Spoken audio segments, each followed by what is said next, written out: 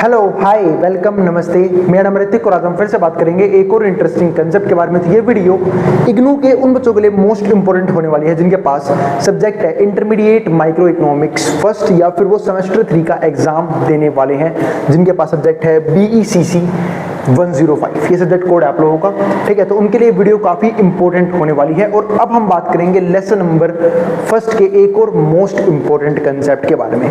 तो हम block 1 discuss कर रहे थे जहां पे हम बात कर रहे थे कंज्यूमर थ्योरी के बारे में, जिसमें हमारे पास लेसन नंबर 1 क्या था, प्रेफरेंसेस एंड यूटिलिटी, ठीक है। तो इसके ऊपर मैं ऑलरेडी कुछ वीडियोस अपलोड कर चुका हूं, जिसने अब तक प्रीवियस वीडियो ना देखी हो पहले जाके वो वाली वीडियो जरूर देखना। और जो बच्चे ये वीडियो कॉलेज अड्डा पे देख रहे हैं प्लीज जाके इग्नू अड्डा को भी सब्सक्राइब कर लेना, क्योंकि ये वीडियो वहां पे हमेशा रहेगी।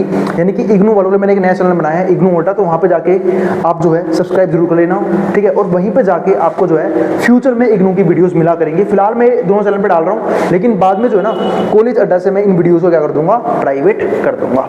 आई बात समझ में? तो चलो अब शुरू करते हैं आज की वीडियो को। और इस कंप्लीट सीरीज के नोट्स भी ऑलरेडी प्रिपेयर हो चुके हैं with important question answer PDF। जिन बच्चों को नोट्स परचेज करने हैं वो इस नंबर पे जाए 9667836333 पे व्हाट्सएप करके नोट्स भी ले सकते हैं। अब हम चालू करते हैं आज का कंसेप्ट।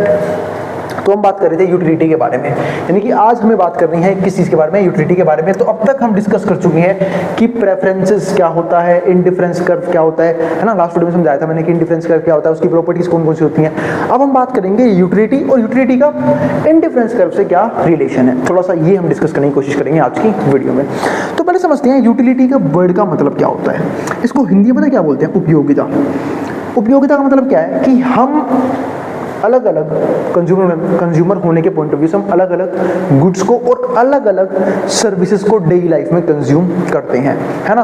और उनसे हमें क्या मिलती है, यूटिलिटी, जिसकी वजह से हम उन्हें कंज्यूम करते हैं। आप चाहे यूटिलिटी बोल लो चाहे सेटिस्फैक्शन बोल लो, एक ही बात है, ठीक है। तो अगर हमें किसी गुड से या फिर किसी पर्टिकुलर सर्विस से अगर हमें सेटिस्फैक्शन नहीं मिलती है, यूटिलिटी नहीं मिलती है, तो हम उसे कंज्यूम करना बंद कर देते हैं। यानी कि कंज्यूम करने का मेन रीजन ही यही होता है कि हमें उससे सेटिस्फैक्शन मिले, यानी कि कुछ ना कुछ वैल्यू प्रोवाइड की जाए उस प्रोडक्ट के जरिए या फिर उस सर्विस के जरिए, है ना। क्योंकि मैं पे बात कर रहा हूँ रैशनल कंज्यूमर की। हाँ, जो इरेशनल कंज्यूमर है, जो बेवकूफ कंज्यूमर है, वो तो कुछ भी कंज्यूम करेंगे, वो तो कोई सी भी गुड्स कंज्यूम करेंगे, कोई सी भी सर्विस कंज्यूम करेंगे, उन्हें फर्क नहीं पड़ता उन्हें उससे सेटिस्फैक्शन मिल रही है या नहीं मिल रही। लेकिन एक रैशनल कंज्यूमर को फर्क जरूर पड़ता है यूटिलिटी से। तो समझते हैं यूटिलिटी की डेफिनेशन, इसी को मैंने यहाँ पे लिख भी दिया है। इसको हम सेटिस्फैक्शन भी बोल देते हैं बहुत बार, वेलबींग भी बोल देते हैं, या फिर प्लेजर जो हमें मिलता है ना किसी भी गुड से। जैसे आप देखो, आप लोगों को पढ़ने के अलावा रील देखना कितना पसंद होता है ना, पढ़ना तो चलो आप लोग एग्जाम टाइम में पढ़ते हो, क्योंकि वो मुझे मेरे व्यूज से पता लग जाता है कि वो कब ज्यादा आते हैं, तो बच्चे कब ज्यादा इंटरेस्टेड है पढ़ाई को लेके, ठीक है। लेकिन बाकी टाइम तुम्हें क्या मजा आता है कि भाई दुनिया में क्या चल रहा है, रील स्क्रॉल करने में मजा आता है या फिर यूट्यूब शॉर्ट्स स्क्रॉल करने में मजा आता है, क्योंकि उन्हें उनसे आपको क्या मिल रहा है, प्लेजर मिल रहा है। यानी कि हम ऐसी एक्टिविटीज में इन्वॉल्व होते हैं जिनसे हमें कुछ ना कुछ क्या मिलती है, तो वैल्यू मिलती है या फिर क्या मिलता है, प्लेजर मिलता है ना। तो वही चीज है यहाँ पे। तो यूटिलिटी को बहुत से लोग सेटिस्फैक्शन भी बोल लेते हैं, प्लेजर भी बोल लेते हैं और वेलबींग भी बोल लेते हैं। अब यहाँ पे दो इकोनॉमिस्ट आए इंपॉर्टेंट, वो भी एक एल्फ्रेड मार्शल, एक आए JR हिक्स। इन्होंने अपनी अपनी कुछ थ्योरम्स दी, ठीक है, कुछ का एक थ्योरम दी यूटिलिटी के बारे में। उन दोनों को डिस्कस करते हैं। एक को हम बोलते हैं कार्डिनल नंबर थ्योरी और एक को बोलते हैं ऑर्डिनल नंबर थ्योरी। चलो पहले बात करते हैं कार्डिनल नंबर थ्योरी की। तो पहला पॉइंट है कार्डिनल नंबर थ्योरी के बारे में ही। तो एल्फ्रेड मार्शल ने ये थ्योरी दी थी, पहले मैं आप लोगों को एक्सप्लेन कर देता हूँ। तो कार्डिनल नंबर ऑफ थ्योरी में पता है क्या हुआ, उन्होंने ये बोला कि हम जो है ना किसी भी गुड से मिलने वाली जो यूटिलिटी होती है उसको हम नंबर प्रोवाइड कर सकते हैं। जैसे फॉर एग्जाम्पल, अगर आपने मान लो कि सुबह 1 कप चाय पी तो आपको उससे 10 यूटिल्स की सेटिस्फैक्शन मिली। ये यूटिल्स पता क्या होती है, यूटिलिटी को नापने की क्वांटिटी, है ना, मेजरमेंट स्केल आप मान सकते हो। तो 10 यूटिल्स की क्या मिली, आपको सेटिस्फैक्शन मिली। आपने दोबारा पी दोपहर के टाइम पे, लेकिन आपको इतना मजा नहीं आया, अरे वो इतनी स्वाद में इतनी बढ़िया नहीं थी, इतना मजा नहीं आया जो सुबह मजा आया था। तो आपने बोला कि नहीं, अब की बार तो मुझे ये 8 यूटिल्स की सेटिस्फैक्शन मिली, ठीक है। फिर आपने शाम को पी, वो बिल्कुल वाहियात चाय थी, आपको क्या मिली, सिर्फ 6 यूटिलिटी की सेटिस्फेक्शन। तो इस तरीके से जो है ना, किसने बोला था, एल्फ्रेड मार्शल ने, कि हम जो है डिफरेंट गुड्स और डिफरेंट सर्विसेज जो कंज्यूम करते हैं उसके बदले में उन्हें नंबर्स प्रोवाइड कर सकते हैं कि हमें कितने यूटिल्स मिले सेटिस्फेक्शन के तौर पे। ठीक है, तो वही चीज किसने बोली, एल्फ्रेड मार्शल ने। इसलिए इसको क्या बोलते हैं, कार्डिनल मेजरमेंट ऑफ यूटिलिटी, क्योंकि हम यहाँ पे नंबर्स प्रोवाइड करते हैं। अब वही चीज यहाँ पे देखो, तो considered utility to be real measurable that of cardinal scale. तो जब हम यूटिलिटी को बोलते हैं कि कोई रियल वैल्यू आएगी या फिर कोई कार्डिनल स्केल होगा, तो उसको मतलब मेजरेबल है तो उसको क्या बोलते हैं, कार्डिनल स्केल बोल के चलते हैं। Assumed that utility accruing to a consumer from consumption of a unit of a commodity could be measured in terms of cardinal number। तो यहाँ पे assume ये किया गया कि एक कंज्यूमर जब कोई भी गुड कंज्यूम कर रहा है तो उसको जो सेटिस्फेक्शन मिली है उसे हम मेजर कर पा रहे हैं कार्डिनल नंबर की फॉर्म में। और उसी कार्डिनल नंबर को एक प्यारा सा वर्ड दिया गया, यूटिल नाम, कि इतनी यूटिल मिली, इतनी यूटिल मिली इस प्रोडक्ट से, इतनी यूटिल मिली दूसरी प्रोडक्ट से। ठीक है, तो वही चीज है, तो उसको हमने क्या नाम दिया, उस कार्डिनल नंबर को यूटिल का नाम दिया। और इसी पूरे मेजरमेंट को हम क्या बोलते हैं, कार्डिनल मेजरमेंट ऑफ यूटिलिटी, जो किसने दी थी, एल्फ्रेड मार्शल ने। लेकिन अब एक इकोनॉमिस्ट है, वो है J.R. हिक्स, वो बोले अरे ये तो बकवास कर रहा है, ऐसे हम नाप सकते हैं। और बात भी उनकी सही थी। क्या हम सोचते हैं कि यार मैंने भी पानी पिया, ठीक है, मुझे 10 यूनिट या फिर 10 यूटिल की सेटिस्फेक्शन मिली। अब घर में बोल के देखना, दोबारा पानी पिया, मम्मी मुझे मजा नहीं आया, 8 मिनट की सेटिस्फेक्शन मिली। तो बोले क्या पागलों वाली बात कर रहा है ना, ऐसे कभी हम सेटिस्फेक्शन को मेजर कर सकते हैं, ये तो बेवकूफ वाली बात है। ठीक है, तो उन्होंने बोला कि भाई एल्फ्रेड मार्शल तो बेवकूफ है, ठीक है, वो कैसे मेजर कर सकता है इस तरीके से, इस तरीके से मेजर ही नहीं किया जाना चाहिए। ठीक है, तो उन्होंने अपनी मेजरमेंट यहाँ पे एक तरीका बताया, उसको क्या बोलते हैं, ऑर्डिनल मेजरमेंट स्केल। ठीक है, जो क्या होगी, यूनिट फ्री, यानी कि जहां पे हम यूनिट के बारे में किसी प्रकार की बात नहीं करेंगे। Was able to overcome these problems. तो वहां पे काम क्या होता है कि हम इस प्रॉब्लम को क्या करेंगे, ओवरकम करेंगे। हम कैसे करेंगे, इसे रैंक प्रोवाइड करके, यानी कि रैंक प्रोवाइड करेंगे, मतलब ऐसे बोलेंगे कि इससे हमें ज्यादा सेटिस्फेक्शन मिली, इससे हमें कम मिली, इससे मुझे बिल्कुल ही बेकार मिली, बहुत ही वाहियात प्रोडक्ट था ये। तो उसको बोलते हैं रैंक प्रोवाइड करना सेटिस्फेक्शन को। तो एंड प्रेफरेंस ऑर्डरिंग, इसको बोला preference ordering bundles. According to this approach one could order different bundles. तो जो एक कंज्यूमर है वो सिर्फ डिफरेंट बंडल्स को सिर्फ ऑर्डर प्रोवाइड कर सकता है, जैसे कि बेटर, हाँ भाई ये अच्छा था, मतलब हम बोलते हैं ना कई बार कि ये प्रोडक्ट उससे तो अच्छा था, तो बेटर वर्ड यूज कर लिया, या फिर उससे वर्स था, यार बहुत वाहियात था, बहुत बेकार प्रोडक्ट था, या फिर एज गुड एज, उस जितना ही अच्छा था। ठीक है, तो ऐसे वर्ड्स हम यूज करते हैं, उसको क्या बोलते हैं, ऑर्डिनल मेजरमेंट हम यूज कर रहे हैं यूटिलिटी को नापने के लिए। But saying nothing about strength of preference, लेकिन ये कभी भी प्रेफरेंस की स्ट्रेंथ को शो नहीं करता, क्योंकि हो सकता है किसी एक को बेटर लगे, किसी दूसरे को बेकार लगे। तो प्रेफरेंस की स्ट्रेंथ यहाँ पे हम नहीं शो कर पाते, क्योंकि वो हम नहीं बता पा रहे वो कितना अच्छा लगा, है ना, क्योंकि हम सिर्फ रैंक प्रोवाइड कर रहे हैं, और रैंक हमेशा कंपैरिजन करके ही प्रोवाइड की जा सकती है। तो वही चीज़ है यहाँ पे। तो प्रेफरेंसेस जो है वो यहाँ पे जो J.R. इसकी जो प्रेफरेंस है वो कभी भी स्ट्रेंथ को ज़्यादा शो नहीं कर पाती।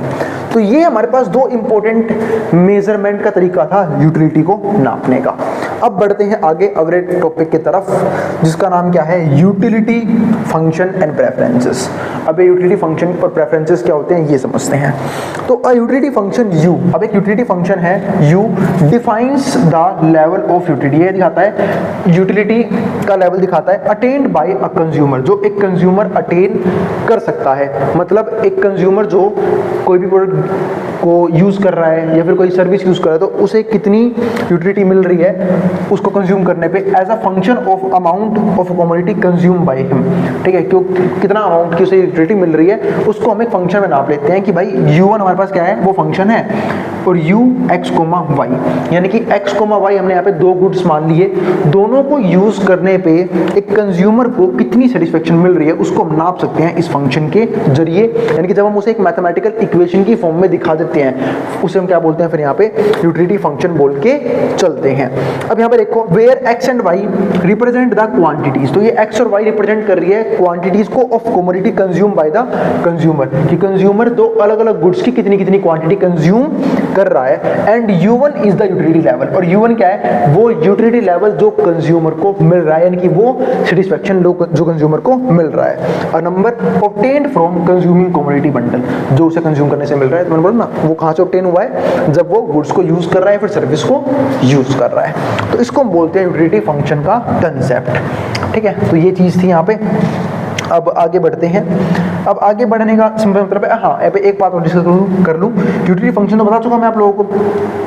अगर हम प्रेफरेंसेस की बात करते हैं तो प्रेफरेंसेस का सिंपल सा मतलब ये है कि कंज्यूमर किस गुड्स को और किस बंडल को ज़्यादा प्रेफर दे रहा है, यानी कि उसे कौन से गुड्स पसंद आ रहे हैं, वो कौन से गुड्स को कंज्यूम करना चाह रहा है और उसे किसकी कंजप्शन ज़्यादा अच्छी लग रही है, उसको मैं पे क्या बोलते हैं, प्रेफरेंसेस बोल के चलते हैं। ठीक है, तो वो है, और उसके बारे में तो बात मैं प्रीवियस टॉपिक्स में भी कर चुका हूँ। अब हम बात करते हैं relation between two utility functions representing same preferences.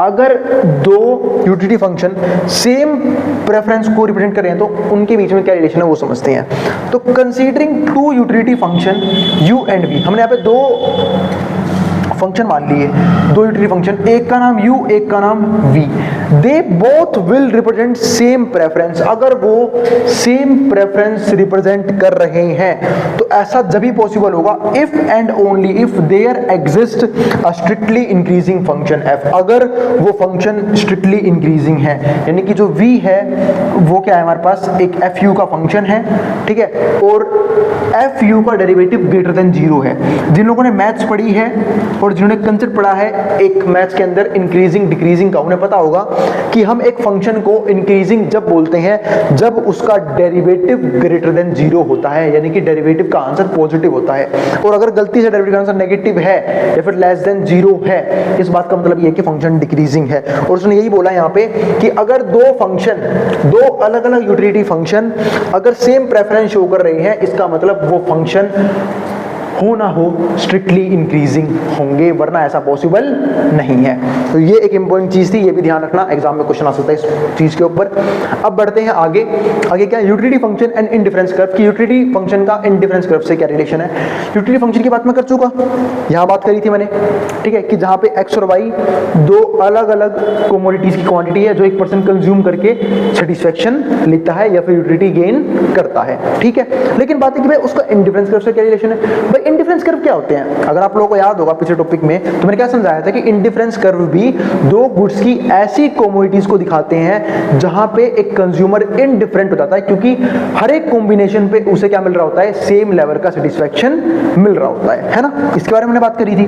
तो जब मैंने आपको ये समझाया तो मैंने आपको एक चीज समझाई थी, ये देखो ये ग्राफ बनाते हैं आईसी का, ठीक है।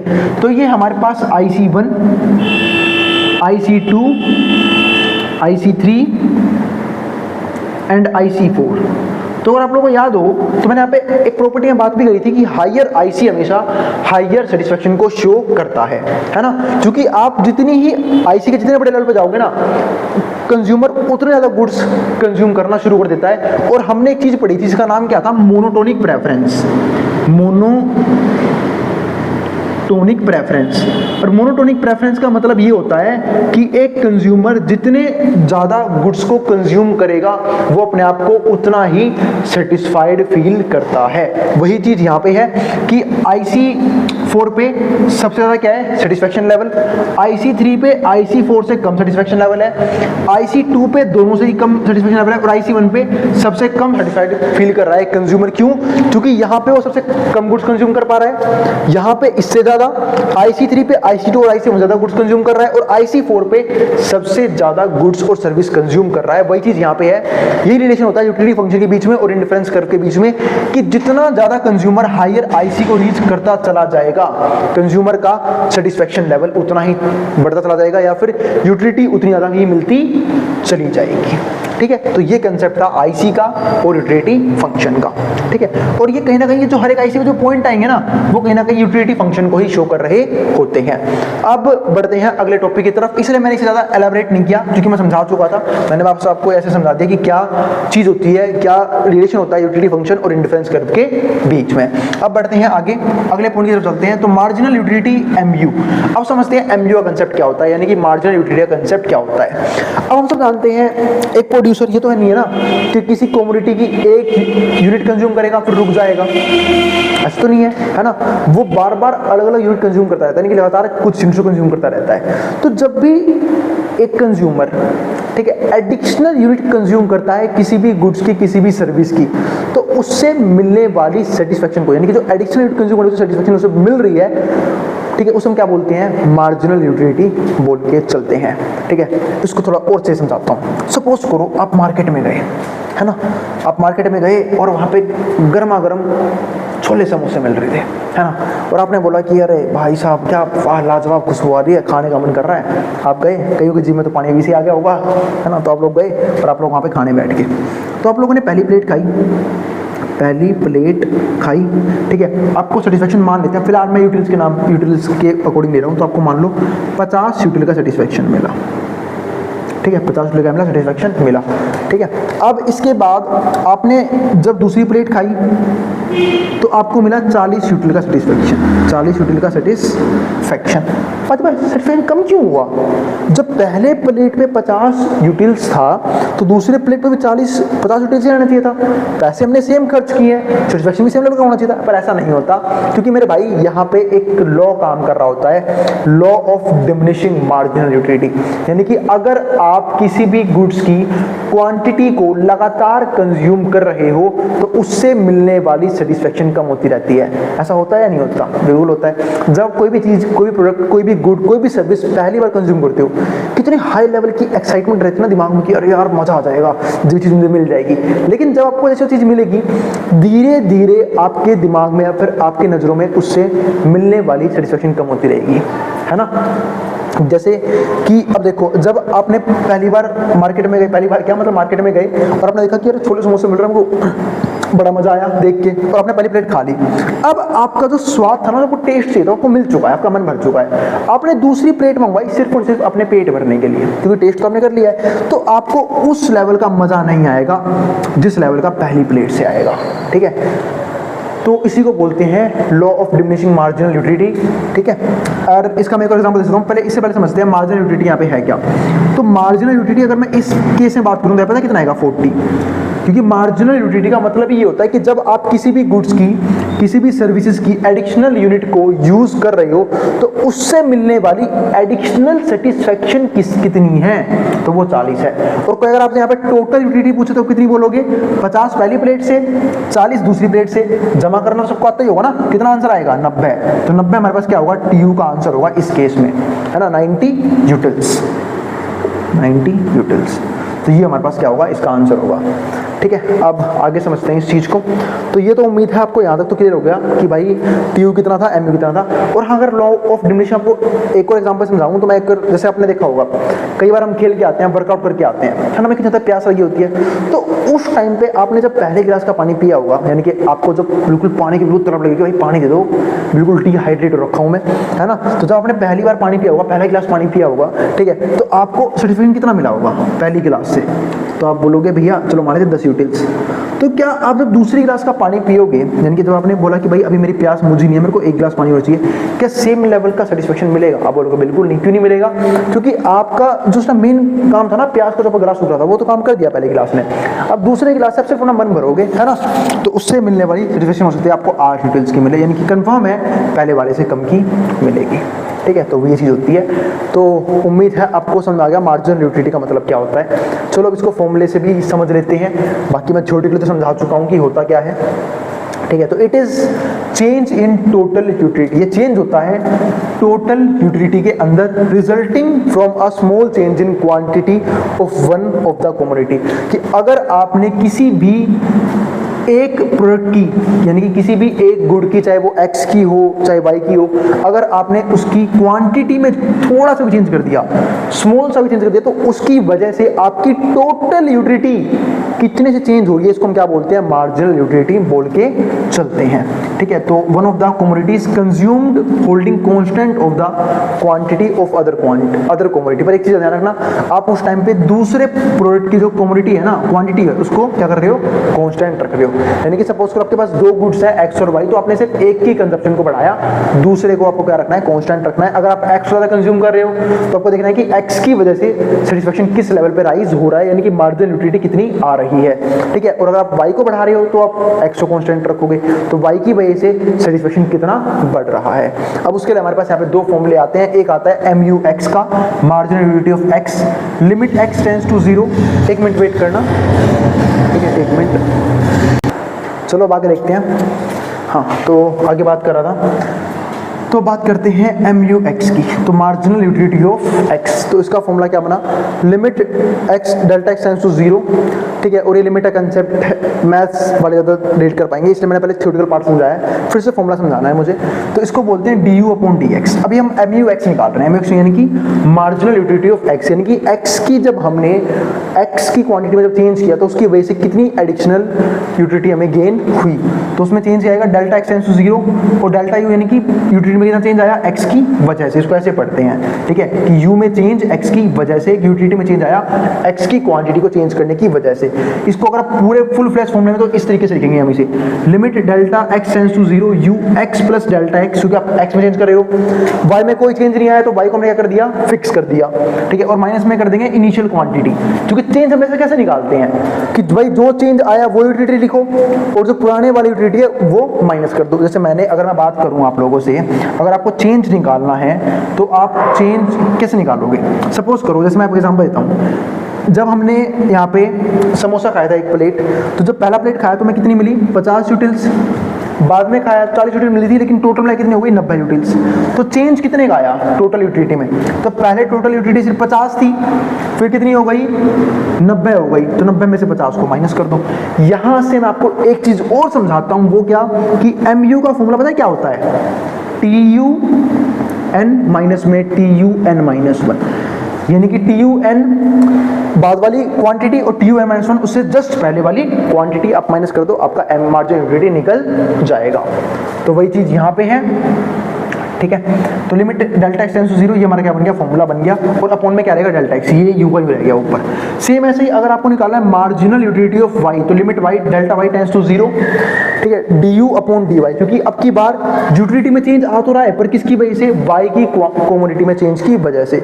Limit delta y tends to 0, function क्या बनेगा, ux प्लस में y प्लस डेल्टा y। अब की बार x फिक्स रहेगा, मैंने कहा था ना ऊपर ही कि जब भी आप किसी एक गुड की क्वांटिटी को चेंज करें, दूसरे को कांस्टेंट मान के चलोगे, और इनिशियल वाला अपना माइनस कर दिया, नीचे क्या आएगा, डेल्टा y। ठीक है, अब नोट में देखते हैं, यहाँ पे एक इंपॉर्टेंट पॉइंट आया, when delta x and delta y approaches to 0, अगर डेल्टा x और डेल्टा y 0 को अप्रोच करने की कोशिश कर रहा है, और in other words when change in the commodity, जब कमोडिटी में चेंज बिकम इनफाइनाइट स्मॉल, वो बहुत ज्यादा क्या हो जाए, स्मॉल हो जाए, मतलब ऑलमोस्ट चेंज जो है वो यहाँ पे आप नहीं कर रहे हो, बहुत ही कम कर रहे हो, the marginal utilities are derived as a partial derivative. तो हम यहाँ पे मार्जिनल यूटिलिटी निकालते हैं, एक मिनट वेट करना। चलो बाकी देखते हैं। हाँ, तो हम किस चीज़ के बारे में बात कर रहे थे, तो हम यहाँ पे बात कर रहे थे कि जो हम डेरिवेटिव निकालेंगे या फिर जो मार्जिनल यूटिलिटी निकालेंगे वो निकालेंगे पार्शियल डेरिवेटिव्स की हेल्प से ऑफ यूटिलिटी फंक्शन, किसका, यूटिलिटी फंक्शन का, विद रिस्पेक्ट टू x।